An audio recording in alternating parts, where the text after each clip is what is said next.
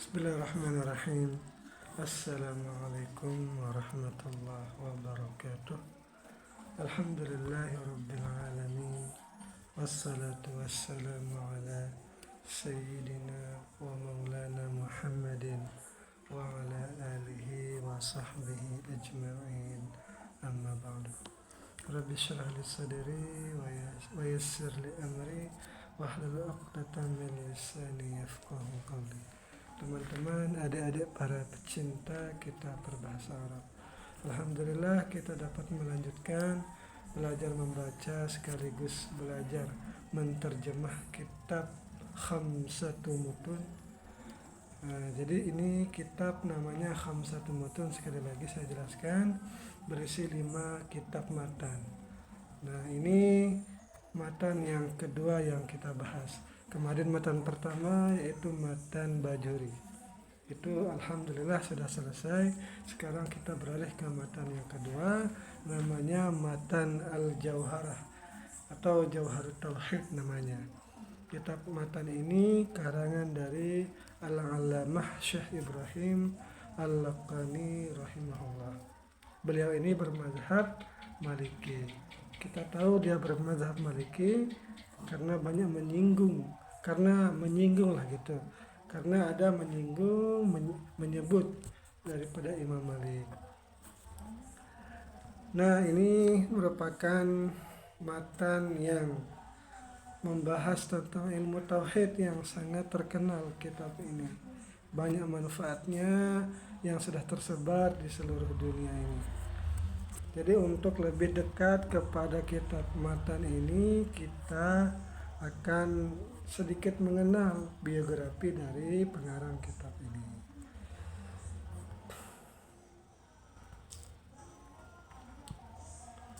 Nah, ini dia, sudah saya siapkan.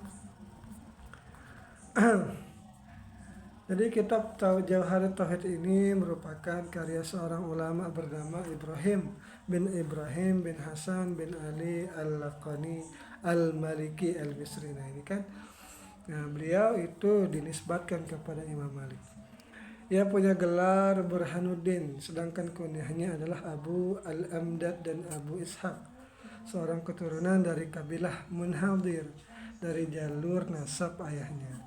Sedangkan Al-Laqani dinisbatkan kepada sebuah daerah bernama Laqanah di Buhaira, salah satu provinsi di Mesir, ini Mesir Utara dia ya, sebagaimana dituturkan oleh Syekh Az-Zabidi dalam kitab Tajul Arish juz 36 halaman 124. Syekh Ibrahim Al-Laqani wafat pada tahun 1041 Hijriah atau 1630 Masehi. Jadi beliau hidup sebelum Syekh Bajuri, karena nanti kitab Jauharut Tauhid ini disyarah oleh kitab Bajuri. Nah, sementara tahun kelahirannya belum ada catatan valid, sehingga sampai saat ini identitas kelahirannya belum diketahui secara pasti. Ini adalah salah seorang ulama yang bermadzhab Maliki dalam fikih, juga termasuk seorang sufi dan mutakallim. Arti mutakallim adalah ahli kalam, ahli ilmu teologi. Maka tak heran jika dalam kitabnya ditemukan pembahasan seputar tasawuf dan akhlak. Sedangkan dalam bidang akidah, beliau ini beraliran Asy'ariyah. Ketokohan dan kealiman Syekh Ibrahim tidak sembarangan, sebagaimana disinggung dalam biografi singkat beliau dalam kitab Bughyah Al-Murid di Jauharut Tauhid karya Syekh Ibrahim Al-Marghani. Ini silahkan dibaca, ini tidak saya sebutkan, ini bisa di-pause dia.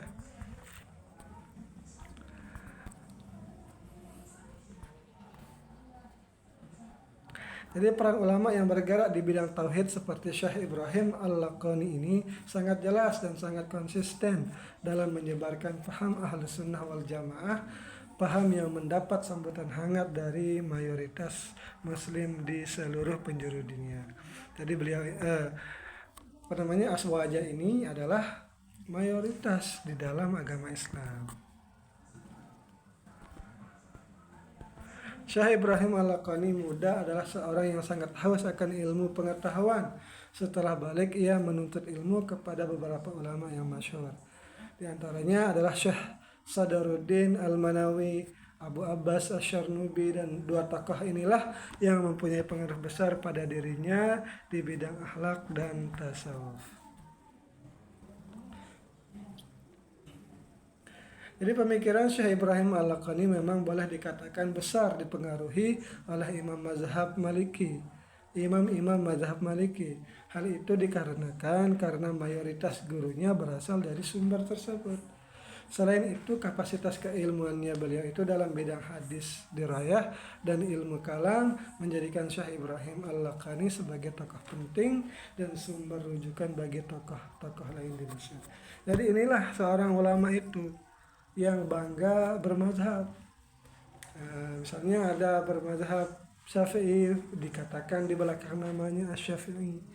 Nah, beliau ini bangga bermazhab Maliki, maka beliau ini menisbatkan dirinya menjadi Al-Maliki.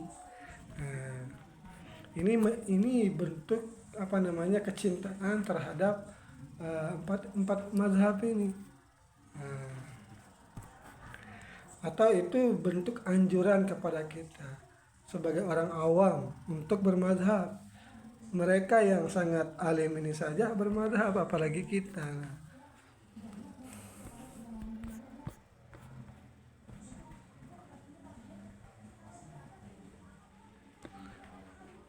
Jadi selain dari kalangan Malikiyah, ia juga memiliki guru dari kalangan Syafi'iyah, yaitu Syekh Muhammad bin Abi Al-Hasan Al-Bakri As-Siddiqi, Syekh Muhammad Ar-Ramli, dan Syekh Ahmad bin Qasim Al-Abbadi. Jadi ini nama-nama muridnya beliau juga. Tidak saya bacakan. Nah, ini dia membahas tentang matan ini. Jadi kitab Jawharat Tauhid ini menjadi salah satu rujukan penting dalam bidang akidah Aswaja Asy'ariyah. Kitab ini disusun dalam bentuk nazam yang terdiri dari 144 bait syair yang berkaitan dengan hal-hal yang diyakini oleh kaum muslimin secara i'tiqad Ahlus Sunnah wal Jamaah. Nah, ini tentang isi-isinya. Jadi isinya itu pertama membahas tentang Allah dan sifat-sifatnya dan sifat para rasulnya. Terus membahas juga tentang keistimewaan Nabi. Nah, ini silakan dibaca deh ini. Nanti kita langsung saja untuk membahas matanya. Ini biar tidak terlalu panjang. Ini sudah 8 menit ini.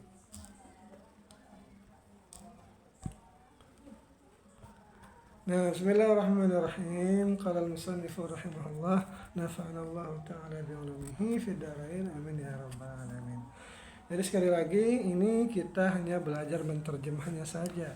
Jadi sekira nanti ada perlu yang dibahas, bisa untuk menuju syarah kitab ini. Karena ini kita sekadar membacakan terjemahnya saja. Bismillahirrahmanirrahim. Alhamdulillahi ala salatihi summa salamullahi ma'a salatihi. Jadi bait syair ini menggunakan bahar rojaz, mustaf'ilun 6 kali, mustaf'ilun, mustaf'ilun, mustaf'ilun 6 kali dia. Alhamdulillah, bermula segala puji bagi Allah. Nah, jadi tidak akan kita jelaskan misalnya puji Allah kepada Allah, puji Allah kepada makhluknya, atau puji makhluk kepada Allah, atau puji makhluk sesama makhluk. Nah, itu tidak kita jelaskan. Ini cuman kita membaca dan menterjemahnya saja. Bermula segala puji itu sabit bagi Allah, ala salatihi, atas pemberiannya Allah. Summa salamullahi, kemudian penghormatannya Allah, ma' salatihi, beserta rahmatnya Allah. Alhamdulillahi ala silatihi, summa salamullahi ma' salatihi. Jadi bermula segala puji itu sabit bagi Allah atas pemberiannya Allah, kemudian penghormatannya Allah beserta rahmatnya Allah. Kepada siapa? ala nabiyyin ja'a bit tauhidi wa qad arad dinu 'anit tauhidi, yaitu kepada nabi yang datang, ia nabi itu dengan membawa tauhid, padahal sungguh telah kosonglah agama itu dari tauhid. Mungkin ketika nabi diutus itu agama itu masih sepi dari ilmu, dari ketauhidan, masih bercampur dengan kesyirikan. Fa'arsyadal khalqa lidinil haqqi bisayfihi wa hadihi lil haqqi. Maka ia Nabi menunjukkan manusia, umatnya itu, maksudnya al-halqa di sini lidinil haqqi, menunjukkan kepada agama yang hak. Bagaimana caranya beliau menunjukkan? Yaitu dengan pedangnya. Nah, ini ketika berperang berarti ini. Wahadihi, dan dengan petunjuknya Nabi lil haqqi, kepada yang hak, yaitu agama Islam. Siapa Nabi yang datang dengan tauhid ini? Yaitu Muhammadin al-aqib, Muhammadin al-aqibi li rusli rabbih wa alihi wa sahbihi wa hizbihi, yaitu Nabi Muhammad yang ia Nabi itu sebagai penutup bagi Rasul atau bagi utusan Tuhannya Nabi, wa alihi, nah ini maksudnya ini, dan salawat juga dan salam kepada keluarganya Nabi, wa sahbihi, dan para sahabatnya Nabi, wa hizbihi, dan para kelompoknya Nabi. Wa ba'du fal ilmu bi asli dini muhattamun yahtaju litabiyini. Dan adapun setelah itu, setelah salawat, setelah salam, nah setelah puji, setelah salawat dan salam, maka bermula mengetahui dengan dasar-dasar ilmu agama itu wajib, muhtamun yahtaju litabiyini, yang butuhlah ilmu itu, ilmu tauhid ini untuk dijabarkan lagi. Nah, jadi mengenal ilmu tauhid ini adalah satu kewajiban bagi kita, dan ilmu ini butuh seseorang itu kepada dijabarkan ilmu ini. Nah, lakin minat tatwili kallatil himam fasara fihi al-ikhtisaru multazam.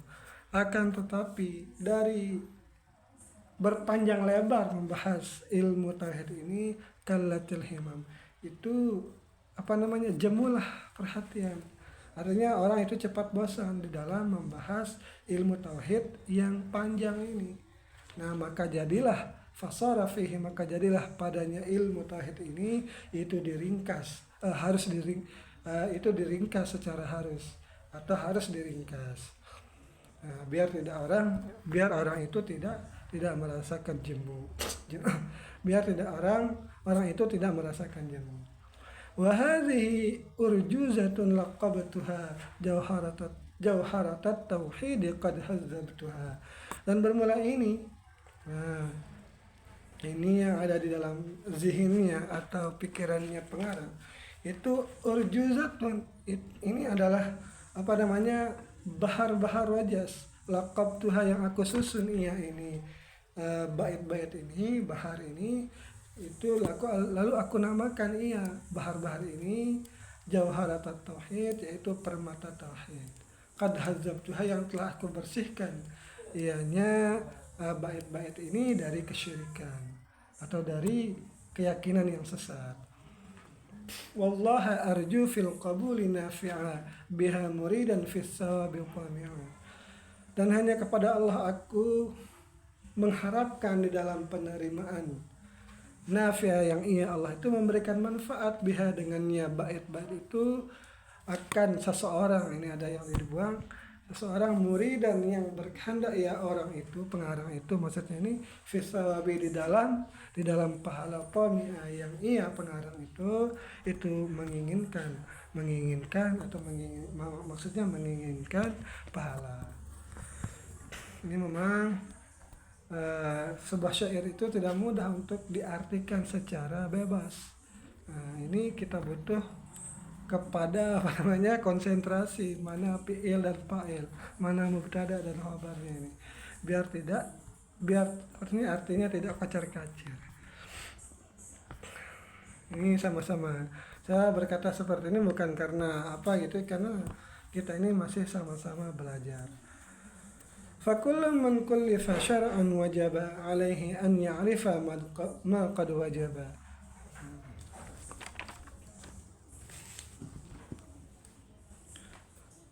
Maka bermula tiap-tiap orang yang sudah dibebankan ilmu syariat itu wajib atasnya man itu olah bahwa mengenal ya akan apa-apa ma itu ma kedua wajib yang wajib. Jadi orang yang sudah dibebankan hukum atau sudah mukallaf dibebankan ilmu syariat maka wajib kepadanya itu untuk mengetahui atau mempelajari apa-apa yang sudah diwajibkan, apa-apa yang wajib untuk mengetahuinya. Sama seperti halnya ilmu tauhid ini wajib untuk dipelajari. Lillahi wal jaiza wal mumtani'a wa mislu dzali ruslihi fastami'a. Dan akan kepada Allah itu, bagi Allah itu ini jadi jaiz, ini jadi maf'ul, ini maf'ul yang sebelumnya itu wajib kepada sesama mempelajari atau mengetahui akan yang jaiz wal mumtani'a. Jadi maksudnya lillahi ini apa yang wajib pada sifatnya Allah dan wajib bagi seseorang itu akan mengetahui yang jaiz wal mumtani'a dan sifat Allah yang mustahil. Mumtani'a ini artinya mustahil. Jadi sedikit kita ulang dari bait yang paling atas ini, maka tiap-tiap orang yang sudah dibebankan syariat wajib kepadanya orang itu adalah bahwasanya mengenal atau mempelajari akan sesuatu yang wajib bagi Allah dan mempelajari akan yang jaiz wal mumtani'a dan mempelajari yang mustahil bagi Allah. Wa mislu dan bermula sama dan bermula seperti halnya tiga sifat ini liruslihi fastamia itu sabit bagi para rasulnya Allah itu, maka dengarkanlah, maka perhatikanlah olehmu. Jadi para rasul itu juga mempunyai sifat wajib, sifat mustahil dan sifat jaiz. Nah itu maksudnya. Idh kullu man qallada fit tauhidi imanuhu lam yakhlu min tardidi. Nah, karena tiap-tiap orang yang taklid, kalau ini bertaklid ia nyaman itu tauhid di dalam ilmu tauhid, imanuhu lam yakhlu min tardidi. Bermula imannya orang yang bertaklid itu tidak sunyi yaitu daripada keraguan. Jadi orang yang bertaklid di dalam ilmu tauhid itu imannya itu masih dikatakanlah gitu, imannya itu masih ada keraguan di dalam hatinya. Fafihi ba'dul qaumi yahkil khulfa wa ba'duhum haqqaqa fihi al-kashfa. Maka padanya ilmu tauhid itu yaitu pada maksudnya bertaklid di dalam ilmu tauhid itu ada sebagian ulama yang menghikayahkan bahwa dia itu terjadi hilaf. Wa ba'duhum haqqaqa fihi al-kashfa, dan sebagian mereka para ulama itu telah memastikan padanya taklid itu kashfa, itu memadai maksudnya. Jadi memang ini terjadi ikhtilaf. Artinya bertaklid itu di dalam ilmu tauhid itu tidak mengapa. Dan tetapi ada juga yang tidak boleh mengatakan tidak bolehlah bertaklid. Jadi harus mengetahui dalil-dalilnya seperti itu. Faqala in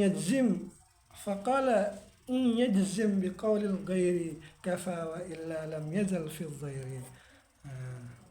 Maka berkata sebagian para ulama itu, jika meyakini seseorang yang bertaklid itu dengan ucapan orang lain, maksudnya para ulama, jadi dia mengikuti ucapannya para ulama dan bertaklid kepada ucapannya ulama itu di dalam bertauhid, maka niscaya mencukupi itu.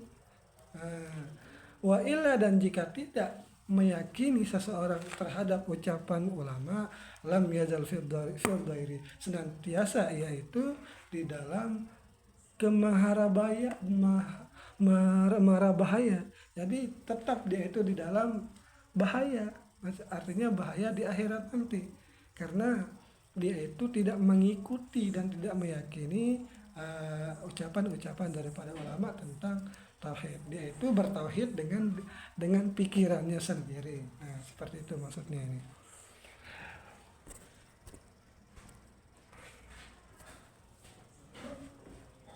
Nah, ini sudah 20 menit ini. Nanti kita lanjutkan. Ini udah berapa ini? Ini sudah 13 bait. Nah, insya Allah 14 sudah 13 bait, nanti kita lanjutkan di bait yang ke-14. Ini yang bisa saya sampaikan. Mohon maaf bila terdapat kesalahan. Mohon diluruskan di kolom komentar. Sekian, assalamualaikum warahmatullahi wabarakatuh.